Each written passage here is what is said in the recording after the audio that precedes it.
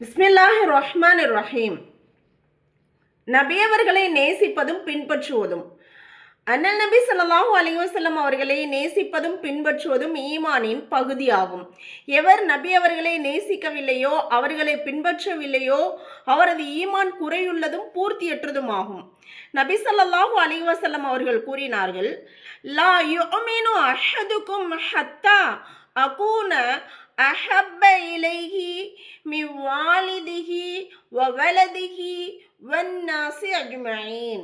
உங்களில் ஒருவர் தனது பெற்றோர், பிள்ளைகள் மற்றெல்லா மக்களை விட என் மீது அதிக அன்பு வைக்கவில்லையோ அவர் பரிபூரண முஃமினாக ஆக முடியாது என நபி ஸல்லல்லாஹு அலைஹி வஸல்லம் அவர்கள் கூறியுள்ளார்கள். அல்லாஹ் நம்ம எல்லாரையும் விட அதிகமாக நபியை நேசிக்கக்கூடிய அந்த உள்ளத்தை நமக்கு தருவானாக. ஆமீன். இப்போ எல்லாரையும் விட நாம் அதிகமாக நம்முடைய நபியை நேசிக்கணும் இன்ஷா அல்லாஹ். ஆகவே நாம் நமது நபி ஸல்லல்லாஹு அலைஹி வஸல்லம் அவர்களை மிகவும் நேசிக்க வேண்டும். நேசம் என்பது வெறுமனே நாவளவில் மட்டும் இருக்கக்கூடாது.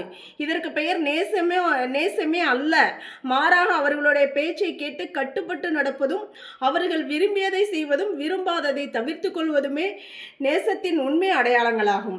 நாம் நபி அவர்களை மிகவும் போற்றி புகழ வேண்டும். ஸலவாத்தும் நியமமாக ஓதி வர வேண்டும். அத்துடன் அவர்களின் பழக்க வழக்கங்களையும் குண நலன்களையும் அறிந்து அதன்படி செயல்பட வேண்டும்.